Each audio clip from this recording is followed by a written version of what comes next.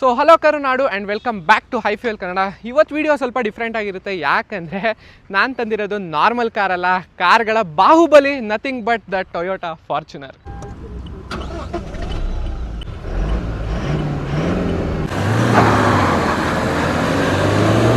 ಅಂತ ಹೊಡೆಯೋದೇನೆಂದರೆ ಇಷ್ಟು ಎಕ್ಸ್ಪೆನ್ಸಿವ್ ಕಾರ್, ಫೀಚರ್ಸ್ ಇಲ್ಲ, ವೆಯ್ಟಿಂಗ್ ಪೀರಿಯಡ್ ಜಾಸ್ತಿ, ಎಕ್ಸ್ಪೆನ್ಸಿವ್ ಅನ್ನೋದಕ್ಕಿಂತ ಜನ ಬಿದ್ದು ಈ ಕಾರ್ನ ತಗೋತಾ ಇದ್ದಾರೆ. ಏನಕ್ಕೆ ಅಂತ ಈ ವಿಡಿಯೋಲಿ ಹೇಳ್ತೀನಿ. ಕೊನೆಯಲ್ಲಿ ಗೊತ್ತಾಗುತ್ತೆ ನಿಮಗೆ why Fortuner is the greatest car in this segment ಅಂತ. ಸೊ ವಿಡಿಯೋನ ಸ್ಟಾರ್ಟ್ ಮಾಡೋಣ. Come on let's go. ಈ ಕಾರ್ ನನಗೆ ತುಂಬ ಇಷ್ಟ ಆಗಿದ್ದು ಇದ್ರ ಇಂಜಿನಿಂದ. 2.8 ಲೀಟರ್ ಡೀಸೆಲ್ ಇಂಜಿನ್ ಇದೆ. ಸೆಗ್ಮೆಂಟಲ್ಲೇ ಪವರ್ಫುಲ್ ಕಾರ್ ಅಂತ ಹೇಳೋದ್ರಲ್ಲಿ ನೋ ಡೌಟ್. ಯಾಕಂದರೆ 204 bhp ಪವರ್ ಇದೆ. ಆಟೋಮೆಟಿಕ್ ತೊಗೊಂಡ್ರೆ 500 newton meters of torque. And SUV stands ಆಗಿರ್ಬೋದು, ರಿಲಯಬಲ್. Toyota means reliable. ಎಷ್ಟು ಲಕ್ಷ ಕಿಲೋಮೀಟರ್ ಓಡಿಸಿದ್ರು ಆ ರಿಫೈನ್ಮೆಂಟ್ ಆಗಿರ್ಬೋದು, ಆ ಪವರ್ ಪಿಕಪ್ ನಿಮಗೆ ಸಿಕ್ಕೇ ಸಿಗುತ್ತೆ. ಈಗ ಫಾರ್ಚುನರ್ ಫ್ರಂಟ್ ಫೇಶಿಯ ವಿಚಾರಕ್ಕೆ ಬಂದರೆ ತುಂಬಾ ಸಿಂಪಲ್ ಆ್ಯಂಡ್ ಬೋಲ್ಡ್ ಡಿಸೈನ್. ನೋಡಿದವ್ರು ಸ್ವಲ್ಪ ಎದುರ್ಕೋತಾರೆ, ಯಾಕಂದರೆ ದೊಡ್ಡ ಗಾಡಿ ಇದು. ಆ್ಯಂಡ್ ಫ್ರಂಟಲ್ಲಿ ನಿಮಗೆ ಪಿಯಾನೋ ಬ್ಲ್ಯಾಕ್ ಫಿನಿಶ್ ಗ್ರಿಲ್ ಕೊಟ್ಟಿದ್ದಾರೆ. ಮೊದಲಾದರೆ ಸಿಲ್ವರ್ ಕ್ರೋಮ್ ಇವೆಲ್ಲ ತುಂಬಿಟ್ಟಿದ್ರು, ಬಟ್ ಈಗ ಸಿಂಪಲ್ ಮಾಡಿದ್ದಾರೆ. ಆ್ಯಂಡ್ ಕೆಳಗಡೆ ನೋಡಿದ್ರೆ ನಿಮಗೆ ಇಲ್ಲಿ ಫಾಗ್ ಲ್ಯಾಂಪ್ ಇದೆ and projector head lamps. So normal Legender ಆಗಿರಲಿ, ನಾರ್ಮಲ್ ಫಾರ್ಚುನರ್ ಆಗಿರಲಿ, ಎಲ್ಲದರಲ್ಲೂ ಪ್ರೊಜೆಕ್ಟರ್ ಹೆಡ್ ಲ್ಯಾಂಪ್ಸ್ ಇದೆ. DRLs ಒಂದು ಕ್ರೋಮ್ ಫಿನಿಶ್ ಕೊಟ್ಟಿದ್ದಾರೆ. ಇದೆಲ್ಲ skid plates and quality as always known. Toyota ಅವ್ರು ಯಾವತ್ತೂ ಕಮ್ಮಿ ಮಾಡಲ್ಲ. ಸೊ ಫಾರ್ಚುನರಲ್ಲಿ ನೀವು 4x2 ಆದರೂ ತೊಗೊಳ್ಳಿ, 4x4 ಆದರೂ ತೊಗೊಳ್ಳಿ, ಮ್ಯಾನ್ಯಲ್, ಆಟೋಮೆಟಿಕ್ ಯಾವುದೇ ವೇರಿಯಂಟ್ ತೊಗೊಂಡ್ರು ಪ್ರೀಮಿಯಮ್ನೆಸ್ ಮೇಲೆ ಕಮ್ಮಿ ಮಾಡಿಲ್ಲ. ಯಾಕಂದರೆ ಇದರಲ್ಲಿ ಎಲೆಕ್ಟ್ರಾನಿಕಲಿ ಓಪನೇಬಲ್ ಟೈಲ್ ಗೇಟ್ ಕೊಟ್ಟಿದ್ದಾರೆ. Across all the variants. Open ಆಗೋದು ಸ್ವಲ್ಪ ಸ್ಲೋ, ಯಾಕಂದರೆ ಎಲೆಕ್ಟ್ರಿಕ್. ಬಟ್ ಬೂಟ್ ಸ್ಪೇಸ್ ಕಾಂಪಿಟೇಟರ್ಸಿಗೆ ಕಂಪೇರ್ ಮಾಡಿದಾಗ ತುಂಬಾ ಚೆನ್ನಾಗಿದೆ. ಆಲ್ಮೋಸ್ಟ್ ನಾನು ಆರಾಮಾಗಿ ಒಳಗಡೆ ಕೂತ್ಕೋಬೋದು, ಅಷ್ಟು ಸ್ಪೇಸ್ ಇದೆ. ಆ್ಯಂಡ್ ಅದಲ್ಲದೆ ಇನ್ನೂ ಜಾಸ್ತಿ ಇನ್ಕ್ರೀಸ್ ಮಾಡಬೇಕು ಅಂದರೆ ಇಲ್ಲಿ ಆಪ್ಷನ್ ಕೊಟ್ಟಿದ್ದಾರೆ ನೋಡಿ. ಈ ಲೀವರ್ನ ಪ್ರೆಸ್ ಮಾಡಿದರೆ ಕ್ಲೀನಾಗಿ ನೀವು ಇಲ್ಲಿ ಬಕಲಪ್ ಮಾಡ್ಬೋದು ಈ ಥರ. ಓಕೆ, ಇಲ್ಲಿ ಆಪ್ಷನ್ ಕೊಟ್ಟಿದ್ದಾರೆ. ಅದೇ ಥರ ಇನ್ನೊಂದು ಸೀಟ್ನ ಹಾಕ್ಬೋದು. ನೀವು ಬೇರೆ 7 ಸೀಟರ್ ಕಂಪೇರ್ ಮಾಡಿಕೊಂಡ್ರೆ ಭಯಾನಕ ಜಾಗ ಇದೆ ಒಳಗಡೆ. ಪುನಃ ಕ್ಲೋಸ್ ಮಾಡಬೇಕಾದ್ರೂ ಅಷ್ಟೇ ರಿಮೋಟಲ್ಲಿ ಬಟನ್ ಕೊಟ್ಟಿದ್ದಾರೆ, ಅಥವಾ ಇದೇ ಬಟನ್ನ ಪ್ರೆಸ್ ಮಾಡಿದ್ರು ಕೂಡ ಕ್ಲೋಸ್ ಆಗುತ್ತೆ. ಇನ್ನು ಫಾರ್ಚುನರ್ಗೆ ಒಂದು ವಿಷಯ ಏನಂದರೆ ಕಾಂಪಿಟೇಟರ್ಸೇ ಇಲ್ಲ. ಫಸ್ಟ್ MG ಗ್ಲಾಸ್ಟರ್ನ ಕಂಪೇರ್ ಮಾಡ್ತೀರಾ, ಅದು ಜಾಸ್ತಿ ಆಫ್ ರೋಡಿಂಗ್ ಮಾಡೋಕ್ಕಾಗಲ್ಲ. ಜೀಪ್ ಮೆರಿಡಿಯನ್ನು ಬರೀ 2 ಲೀಟರ್ ಡೀಸೆಲ್ ಇಂಜಿನು. ಇನ್ನು ಫೋರ್ಡ್ ಎಂಡೋರ್ ಇತ್ತು, ಪಾಪ ಮನೆಗೆ ಹೋಯ್ತದು ಆ್ಯಂಡ್ ಪುನಃ ವಾಪಸ್ ಬರುತ್ತೆ ಅಂತಿದ್ದಾರೆ. ಬಟ್ ಈವನ್ ದೆನ್ ಯಾರೇ ಬಂದ್ರೂ ಫಾರ್ಚುನರ್ದು ರಾಜ್ಯಭಾರ ಯಾವತ್ತೂ ನಿಲ್ಲಲ್ಲ. ಆ ಗಾಡಿಗಿರೋ ಡಿಮ್ಯಾಂಡ್ ಇದ್ದೇ ಇರುತ್ತೆ. ಇನ್ನು ಫಾರ್ಚುನರ್ ಸೈಡ್ ಪ್ರೊಫೈಲ್ ವಿಚಾರಕ್ಕೆ ಬಂದರೆ ತುಂಬಾ ಉದ್ದ ಇದೆ. ಡ್ರೈವ್ ಮಾಡ್ಬೇಕಾದ್ರೆ ಸ್ವಲ್ಪ ಹುಷಾರಾಗಿ ಡ್ರೈವ್ ಮಾಡಿ. ಒಂದು ನನಗೇನು ಇಷ್ಟ ಆಯಿತು ಅಂದರೆ 700 mm water riding capacity. Almost ಇಲ್ಲಿ ತನಕ ನೀವು ಕಾರ್ನ ನೀರೊಳಗಡೆ ಮುಳುಗಿಸ್ಬೋದು. ಯಾಕಂದರೆ 17 inch dual tone diamond cut alloy wheels ಇದೆ. ಗ್ರೌಂಡ್ ಕ್ಲಿಯರೆನ್ಸ್ 225 mm ಇದೆ. ಫುಟ್ ರೆಸ್ಟ್ ಎಷ್ಟು ಚೆನ್ನಾಗಿದೆ ಅಂದರೆ ಆರಾಮಾಗಿ ಒಬ್ಬರು weight ತಡೆಯುತ್ತೆ.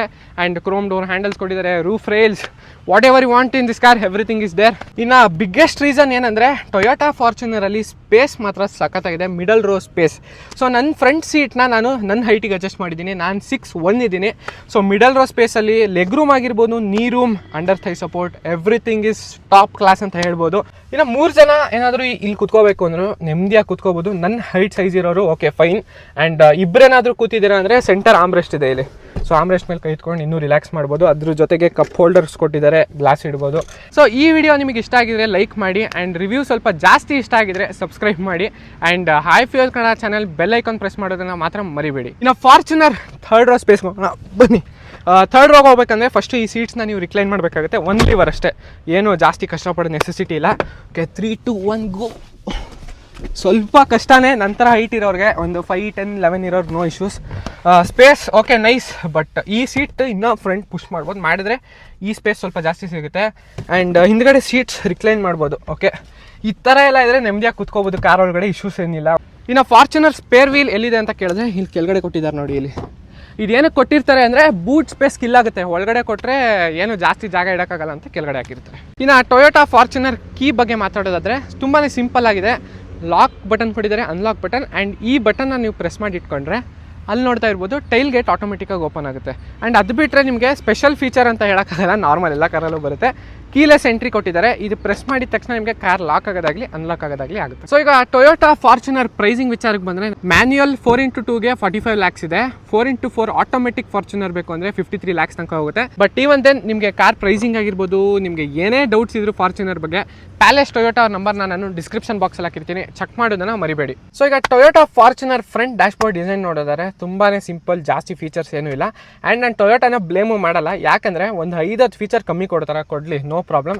But quality of parts ಚೆನ್ನಾಗಿರಲೇಬೇಕು. ಆ್ಯಂಡ್ ಅದು ಟೊಯೋಟಾ ಫಾರ್ಚುನರಲ್ಲಿ ಇದೆ. ನಾನು ಅಬ್ಸರ್ವ್ ಮಾಡಿದ್ದೀನಿ. ಯಾಕಂದರೆ 23,000-24,000 ಓಡಿದೆ ಈ ಫಾರ್ಚುನರ್. ಆ ಕ್ವಾಲಿಟಿ ಆಫ್ ಮೆಟೀರಿಯಲ್ಸ್ ಒಂದು ಸ್ಟಿಚಿಂಗ್ ಹೋಗಿಲ್ಲ, ಫೇಡ್ ಆಗಿರ್ಬೋದು, ಇಲ್ಲ ಹಳೇದು ಅನ್ಸೋಕ್ಕೆ ಸ್ಟಾರ್ಟ್ ಆಗಲ್ಲ. ಸೊ ಈಗ ಟಚ್ ಸ್ಕ್ರೀನ್ ಇನ್ಫೋಟೈನ್ಮೆಂಟ್ ಸಿಸ್ಟಮ್ ಅಂತ ಬಂದಾಗ ಸ್ವಲ್ಪ ಬೇಸಿಕ್ ಅನ್ನಿಸ್ತು, ಯಾಕಂದರೆ 360 ಡಿಗ್ರಿ ಕ್ಯಾಮ್ರಾ ಇವ್ರು ಆಫರ್ ಮಾಡ್ಬೋದಿತ್ತು ಆ್ಯಂಡ್ ಇನ್ನೊಂದು ಸ್ವಲ್ಪ ಸ್ಮೂತ್ ಇರಬೇಕಿತ್ತು. ಅದೆಲ್ಲ ಪಕ್ಕಕ್ಕಿಟ್ಟರೆ ಡ್ಯುಯಲ್ ಝೋನ್ ಕ್ಲೈಮೇಟ್ ಕಂಟ್ರೋಲ್ ಕೊಟ್ಟಿದ್ದಾರೆ, 2 ventilated seats for driver as well as passenger. ಇದೆಲ್ಲ ನೆಸೆಸಿಟಿ ಫೀಚರ್ಸ್, ಅನ್ನೆಸೆಸರಿ ಸನ್ರೂಫ್ ಗಿನ್ರೂಫ್ ಎಲ್ಲ ಏನು ಕೊಟ್ಟಿಲ್ಲ ಇವರು. ಆ್ಯಂಡ್ ಇದು ಮ್ಯಾನ್ಯಲ್ ಆಗಿರೋದ್ರಿಂದ 6 ಸ್ಪೀಡ್ ಮ್ಯಾನ್ಯಲ್ ಗೇರ್ ಬಾಕ್ಸ್ ಇದೆ. ಈ ಫಾರ್ಚುನರ್ ಸ್ಟೇರಿಂಗ್ ವೀಲ್ ಹಿಡಿದ್ರೆ ಅದು ಏನಂತ ಗೊತ್ತಿಲ್ಲ, ಯಾವುದೇ ಕಾರ್ ಎಂತೂಸಿಯಾಸ್ಟ್ಗಾದ್ರೂ ಜೋಶ್ ಹತ್ಕೊಂಡ್ಬಂದ್ಬಿಡುತ್ತೆ. ಆ್ಯಂಡ್ ಸ್ಟೇರಿಂಗ್ ವೀಲಲ್ಲಿ ಅದೇ ಲೆದರ್ ರ್ಯಾಪಿಂಗ್ ಕೊಟ್ಟಿದ್ದಾರೆ. Left side audio controls, right side ಬಂದು ಇನ್ಸ್ಟ್ರೂಮೆಂಟ್ ಕ್ಲಸ್ಟರ್ನ ಕಂಟ್ರೋಲ್ ಮಾಡ್ಬೋದು. ಕ್ರೂಸ್ ಕಂಟ್ರೋಲ್ ಇಲ್ಲಿ ಸೈಡಲ್ಲಿ ಕೊಟ್ಟಿದ್ದಾರೆ ನೋಡಿ, ಇಲ್ಲಿ ಆಡಿಯೋ ಕಂಟ್ರೋಲ್ಸ್ ಕೆಳಗಡೆ ಇದೆ, ಸಿಲ್ವರ್ ಫಿನಿಶ್ ಕೊಟ್ಟಿದ್ದಾರೆ. ಆ್ಯಂಡ್ ಡಿಜಿಟಲ್ ಇನ್ಸ್ಟ್ರೂಮೆಂಟ್ ಕ್ಲಸ್ಟರ್, ಚಿಕ್ಕ ಡಿಸ್ಪ್ಲೇ. ಓಕೆ, ಸೊ ನಾನು ಫೀಚರ್ಸ್ ಕಮ್ಮಿ ಇದೆ ಅಂದಿದ ತಕ್ಷಣ ಪ್ಯಾಸೆಂಜರ್ಸ್ಗೆ ಯಾವುದೇ ಥರದ ಫೀಚರ್ಸ್ ಕಮ್ಮಿ ಮಾಡಿಲ್ಲ, ಯಾಕಂದರೆ even for passenger side electronically adjustable seats ಕೊಟ್ಟಿದ್ದಾರೆ. ಹೈಟ್ ಆಗಿರ್ಬೋದು, ರಿಕ್ಲೈನ್, ಫಾರ್ವರ್ಡ್, ಬ್ಯಾಕ್ವರ್ಡ್ ಎಲ್ಲ ಎಲೆಕ್ಟ್ರಿಕ್ ಆಗಿ ಮಾಡ್ಬೋದು. ವೆಂಟಿಲೇಟೆಡ್ ಸೀಟ್ಸ್ ಇದೆ. ಡ್ಯಾಶ್ ಬೋರ್ಡ್ ಅಂತ ಬಂದರೆ 2 ಡ್ಯಾಶ್ ಬೋರ್ಡ್ ಇದೆ. ಸೊ ನೀವು ಇಲ್ಲಿ ಅಬ್ಸರ್ವ್ ಮಾಡ್ಬೋದು, 2 ಸೈಡ್ ಸ್ಟೋರೇಜ್ ಇದೆ. ಆ್ಯಂಡ್ ಈವನ್ ನನಗೆ ತುಂಬ ಖುಷಿಯಾಗಿದೆ ಅಂದರೆ ಇದರಲ್ಲಿ JBL ಸೌಂಡ್ ಸಿಸ್ಟಮ್ ಕೊಟ್ಟಿದ್ದಾರೆ. And even door pads observe ಮಾಡೋದಾದ್ರೂ ಅಷ್ಟೇ, chrome door handles, piano black finish ಕೊಟ್ಟಿದ್ದಾರೆ, ಲೆದರ್ ಏಟ್ ಇದೆ, 1 ಲೀಟರ್ ಬಾಟಲ್ ಹೋಲ್ಡರ್ ಇಡ್ಬೋದು. ಏನೇನಿದೆ ನನ್ನ ಪ್ರಕಾರ ಈ ಸೆಗ್ಮೆಂಟಲ್ಲಿ ಪ್ರೀಮಿಯಮ್ ಆಗಿದೆ. ಅದಕ್ಕಿಂತ ಮುಂಚೆ ಸಿಟಿ ಆಗಲಿ ಹೈವೇ ಆಗಲಿ ಸೀಟ್ ಬೆಲ್ಟ್ ಹಾಕದೆ ದಯವಿಟ್ಟು ಡ್ರೈವ್ ಮಾಡಿಬಿಡಿ, ನಿಮ್ಮ ಸೇಫ್ಟಿಗೋಸ್ಕರ ಹೇಳ್ತಾ ಇರೋದು. ಓಕೆ, ಹ್ಯಾಂಡ್ ಬ್ರೇಕ್ ಇಳಿಸ್ತಾ ಇದ್ದೀನಿ, pushing it into first gear. ಈ ಕಾರಲ್ಲಿ ಪ್ರಾಪರ್ ಆಗಿ 4x4 ಇದೆ. ಸೊ ಯಾವುದೇ ಸಿಚುವೇಶನ್ ಇದ್ರು ಅಲ್ಲಿಂದ ಆಚೆ ಬರೋದಂತೂ ನೀವು guarantee. Come on, let's go. First ಗೇರ್ಗೆ ಹಾಕಿ ಸ್ವಲ್ಪ ಕ್ಲಚ್ ರಿಲೀಸ್ ಮಾಡಿದ ತಕ್ಷಣ ಆಟೋಮೆಟಿಕ್ ಕಾರ್ ಮೂವ್ ಆಗ್ತಾ ಇದೆ. ಈಗ ನೀವು ಅಬ್ಸರ್ವ್ ಮಾಡ್ಬೋದು, ನಾನು 2 ಕಾಲ್ ಮೇಲೆ ಇಟ್ಟಿದ್ದೀನಿ, ಕ್ರಾಲ್ ಆಗ್ತಾ ಇದೆ ಗಾಡಿ. 4x4 ಈಗ ಬೆಟ್ಟ ಏನಾರು ಹತ್ತಿಸ್ಬೇಕಂದ್ರೆ ಸಿಂಪಲಾಗಿ ಫಸ್ಟ್ ಗೇರ್ಗೆ ಹಾಕಿ ಆರಾಮಾಗಿ ಎತ್ಬೋದು, ಅದರಲ್ಲೂ ಪ್ರಾಬ್ಲಮ್ ಇಲ್ಲ. ಆ್ಯಂಡ್ ಸ್ವಲ್ಪ ಆಕ್ಸಲರೇಟ್ ಮಾಡಿದ ತಕ್ಷಣ ನಿಮಗೆ ಪುಷ್ ಫೀಲ್ ಆಗುತ್ತೆ, ಹಿಂಗೆ ಎಳೆಯುತ್ತೆ ಹಿಂದೆ. ಅದೇನಕ್ಕೆ ಅಂದರೆ ಟರ್ಬೋ ಇರೋ ಕಾರ್ಸಲ್ಲಿ ಎಲ್ಲದರಲ್ಲೂ ಇದೇ ಥರ ಫೀಲ್ ಆಗುತ್ತೆ, ಎಸ್ಪೆಷಲಿ ಡೀಸೆಲಲ್ಲಿ ಟಾರ್ಕ್ ಜಾಸ್ತಿ ಇರೋದ್ರಿಂದ. ಆ್ಯಂಡ್ ನಾನು ಬೇಕು ಅಂತಲೇ ಇವತ್ತು ಈ ಸ್ಪಾಟಿಗೆ ಕರ್ಕೊಂಡ್ಬಂದಿರೋದು, ಯಾಕಂದರೆ ರೋಡ್ ಇಲ್ಲ, ರೋಡು ಫುಲ್ ಹಳ್ಳ ಯಾವ್ಯಾವ ಥರ ಇರುತ್ತೆ, ನೀರೆಲ್ಲ ಬಿದ್ದು ಹಾಳಾಗಿದೆ, ಅದಕ್ಕೆ ಅಂತಲೇ ತಂದಿದ್ದು. ಓಕೆ, ಸೆಕೆಂಡ್ ಗೇರಲ್ಲಿ ಹಾಕಿ ಪುಷ್ ಮಾಡೋದಾದರೆ ಈಗ ನೀವು ನೋಡ್ತಾ ಇದ್ದೀರಾ ಕಾರ್ ಫುಲ್ ಶೇಕ್ ಆಗ್ತಾ ಇದೆ. Suspension is top notch, insulation is top notch, ಜಾಸ್ತಿ ರೋಡ್ ನಾಯ್ಸ್ ಬರಲ್ಲ. ಟರ್ನಿಂಗ್ ರೇಡಿಯಸ್ ಅಷ್ಟೇ, ಎಲ್ಲಾದರೂ ಟರ್ನ್ ಮಾಡಬೇಕು ಅಂದರೆ ಈಸಿಯಾಗಿ ಟರ್ನ್ ಮಾಡ್ಬೋದು. Body roll is there, of course body on frame chassis car ಇದು, ನನ್ನ ಬಾಡಿ ರೋಲ್ ಇಲ್ಲ ಅಂತೆಲ್ಲ ಹೇಳೋಕ್ಕಾಗಲ್ಲ. ಆ್ಯಂಡ್ ದೆನ್ ಮ್ಯಾನ್ಯಲ್ ಅಂತ ಬಂದಾಗ ಕ್ಲಚ್ ಸ್ವಲ್ಪ ಹೆವಿ ಇದೆ, ಅಫ್ಕೋರ್ಸ್ 2.8 ಲೀಟರ್ ಡೀಸೆಲ್ ಇಂಜಿನ್ ಇದು, ತಮಾಷೆ ಅಲ್ಲ. ಸ್ಟೇರಿಂಗ್ ವಿಚಾರಕ್ಕೆ ಬಂದರೆ ಹೆವಿನೆಸ್ ಇದೆ, ತೀರಾ ಲೈಟ್ ಇದೆ ಅಂತ ಹೇಳೋಕ್ಕಾಗಲ್ಲ. ಇನ್ ಕೇಸ್ ನೀವು ಆಫ್ ರೋಡ್ ಎಲ್ಲ ಹೋಗ್ಬೇಕಾದ್ರೆ 2 ಕೈ ಯೂಸ್ ಮಾಡಬೇಕಾಗುತ್ತೆ, ಬಟ್ ನಾವು ಸಿಟಿಲೆಲ್ಲ ಆರಾಮಾಗಿ 1 ಕೈ ಯೂಸ್ ಮಾಡ್ಬೋದು. ಇನ್ನೊಂದು ಅಡ್ವಾಂಟೇಜ್ ಏನಂದರೆ ಫಾರ್ಚುನರಲ್ಲಿ ಇಲ್ಲಿ 1 ನಿಮಿಷ ನೋಡಿ, IMT ಅಂತ ಒಂದು ಬಟನ್ ಇದೆ, ನಿಮಗೆ ಕಾಣಿಸ್ತಾ ಇರ್ಬೋದು. IMT, ಇಂಟೆಲಿಜೆನ್ಸ್ ಮ್ಯಾನ್ಯಲ್ ಟ್ರಾನ್ಸ್ಮಿಷನ್ ಅಂತಿದೆ ನೋಡಿ, ಇಲ್ಲಿ IMT ಅಂತ ಕಾಣಿಸ್ತಿದ್ಯಾ. ಸೊ ಅದನ್ನು ನಾವು ಹಾಕಿ ನಿಮ್ಗೆ ಇನ್ ಕೇಸ್ ನಾನು ಲರ್ನರ್ ಗೇರ್ ಬಿಡೋಕ್ಕೆ ಇದು ಕ್ಲಚ್ ಬಿಡೋಕ್ಕೆ ಬರ್ತಾ ಇಲ್ಲ ನನಗೆ ಅಂದರೆ ಅದಾಗದೆ ರೇವ್ ಮ್ಯಾಚ್ ಮಾಡುತ್ತೆ. ಸೊ ಅದೇ ಅಡ್ವಾಂಟೇಜಿಗೆ ನೋಡಿ IMTಗೆ ಹಾಕಿದ್ದೀನಿ. ನಾನು ಬಿಟ್ಟಿದ ತಕ್ಷಣ ನೋಡಿ ಅದಾಗದೆ ಈಗಲೇ ಸೆಕೆಂಡ್ ಗೇರ್ಗೆ ಹಾಕಿದ ತಕ್ಷಣ ಕಾರ್ ಜರ್ಕ್ ಆಗಲ್ಲ, ಅದಾಗದೇ ರೇವ್ ಮ್ಯಾಚ್ ಮಾಡುತ್ತೆ. ಇದು ನನಗೆ ತುಂಬಾ ಇಷ್ಟ ಆಯಿತು. ನಿಮ್ಗೆ ರೇವ್ ಮ್ಯಾಚ್ ಏನಂತ ಗೊತ್ತಿಲ್ಲ ಅಂದರೆ ಕಮೆಂಟ್ ಸೆಕ್ಷನಲ್ಲಿ ಕಮೆಂಟ್ ಮಾಡಿ, ಒಂದು ಇಷ್ಟುದ ಎಕ್ಸ್ಪ್ಲೇನ್ ಮಾಡಿ ನಾನು ಅದನ್ನು ಪಿನ್ ಮಾಡ್ತೀನಿ. ಆ್ಯಂಡ್ ಈವನ್ ಬೈಯರ್ಸು ಅಷ್ಟೇ. ಸೊ ಈ ಥರ ಕಾರ್ಗಳನ್ನ ತೊಗೊಳ್ಳೋರು 8 ಆದರೂ ಕೊಡಲಿ 9 ಆದರೂ ಕೊಡಲಿ ಯಾರು ತಲೆ ಕೆಡ್ಸ್ಕೊಳ್ಳೋಲ್ಲ. ಸೊ ಮೈಲೇಜ್ ಬಗ್ಗೆ ನಾನು ಅದಕ್ಕೆ ಜಾಸ್ತಿ ಏನು ಸ್ಪೆಸಿಫೈ ಮಾಡೋಕ್ಕೆ ಹೋಗಿಲ್ಲ ಈ ವಿಡಿಯೋಲಿ. ನಾರ್ಮಲ್ ಆಗಿ ಹೇಳೋದಾದರೆ ಆವ್ರೇಜ್ 10 to 12 ಈಸಿಯಾಗಿ ಕ್ಲೈಮ್ ಮಾಡ್ಬೋದು. ಸೊ ಫಾರ್ಚುನರಲ್ಲಿ ಪೆಟ್ರೋಲ್ ಇಂಜಿನ್ ಕೂಡ ಇದೆ, ಬಟ್ ನನ್ನ ಲೈಫಲ್ಲೂ ಫಾರ್ಚುನರ್ಗೆ ಪೆಟ್ರೋಲ್ ಇಂಜಿನ್ ಆಪ್ಷನ್ ಕೇಳ್ತಿರೋ ಕಸ್ಟಮರ್ ನಾನು ನೋಡಿಲ್ಲ. ಯಾಕಂದರೆ ಡೀಸೆಲಲ್ಲೇ ಇಷ್ಟು ಮಜಾ ಇದೆ, ಇಷ್ಟು ಥ್ರಿಲ್ ಇದೆ ಅನ್ಬೇಕಾದ್ರೆ ಪೆಟ್ರೋಲ್ ಇಂಜಿನ್ ಸಾಮಾನ್ಯವಾಗಿ ಯಾರು ಹೋಗಲ್ಲ.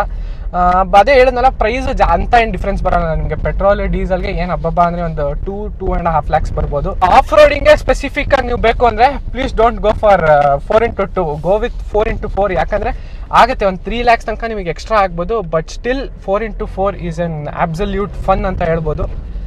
ಫಾರ್ಚುನರ್ ನಾನು ಆಟೋಮೆಟಿಕ್ ಡ್ರೈವ್ ಮಾಡಿದೆ, ಬಟ್ ಮ್ಯಾನ್ಯಲ್ ಇನ್ನೂ ಮಜಾ ಕೊಡ್ತಾ ಇದೆ, ಯಾಕಂದರೆ 6 ಸ್ಪೀಡ್ ಮ್ಯಾನ್ಯಲ್ ಗೇರ್ ಬಾಕ್ಸ್ ಯಾವಾಗ ಬೇಕು ಅವಾಗ ಶಿಫ್ಟ್ ಮಾಡ್ಬೋದು. ಸೊ ಇವತ್ತು ಗೊತ್ತಾಗ್ತಿದೆ ನನಗೆ ಯಾಕೆ ಫಾರ್ಚುನರ್ಗೆ ಜನ 45 lakhsನ ಪೇ ಮಾಡೋಕ್ಕೆ ರೆಡಿ ಇದ್ದಾರೆ ಅಂತ. ನೀವು ಏನೇ ಮಾತಾಡ್ಬೋದು, ಸನ್ ರೂಫ್ ಇಲ್ಲ, ಫೀಚರ್ಸ್ ಇಲ್ಲ, ಅದಿಲ್ಲ ಇದಿಲ್ಲ ಅಂತ, but once you drive a Fortuner ಯಾಕೆ ಈ ಕಾರ್ಗೆ ಇಷ್ಟು ಚಾರ್ಜ್ ಮಾಡ್ತಾ ಇದ್ದಾರೆ ಅನ್ನೋದು ನೀವು ಕಂಪ್ಲೀಟ್ ಆಗಿ ಮರ್ತೋಗ್ತೀರಾ. ಅದಕ್ಕೆ ಟೊಯೋಟಾ ಫಾರ್ಚುನರ್ ಅನ್ನೋದು, ಟೊಯೋಟಾ ಒಂದು ಬ್ರ್ಯಾಂಡ್ ಹೌದು, ಬಟ್ ಫಾರ್ಚುನರ್ ಅನ್ನೋದು ಅದರಲ್ಲಿ ಒಂದು ಸಬ್ ಬ್ರ್ಯಾಂಡ್ ಆಗೋಗಿದೆ. ಅದಂತೂ ಎಲ್ಲರಿಗೂ ಗೊತ್ತಿದೆ. ಸೊ ಈಗ ಟೊಯೋಟಾ ಫಾರ್ಚುನರ್ ಸೇಫ್ಟಿ ವಿಚಾರಕ್ಕೆ ಬಂದರೆ ನೀವು ತಲೆ ಕೆಡ್ಸ್ಕೊಳ್ಳೋ ನೆಸೆಸಿಟಿನೇ ಇಲ್ಲ, ಯಾಕಂದರೆ 7 ಇಯರ್ ಬ್ಯಾಗ್ಸ್ ಇದೆ. And second point ABD with ESP ಆಗಿರ್ಬೋದು, ಟ್ರಾಕ್ಷನ್ ಕಂಟ್ರೋಲ್, ಬೇಸಿಕ್ ಎಲ್ಲ ಇದೆ. ADAS ಒಂದಿಲ್ಲ. ADAS ಅಂದರೆ ಅಡ್ವಾನ್ಸ್ ಡ್ರೈವರ್ ಅಸಿಸ್ಟ್ ಸಿಸ್ಟಮ್, ಅದು ನಮ್ಮ ಇಂಡಿಯನ್ ರೋಡ್ಸಲ್ಲಿ ವರ್ಕೂ ಆಗಲ್ಲ, ಬೇಡ.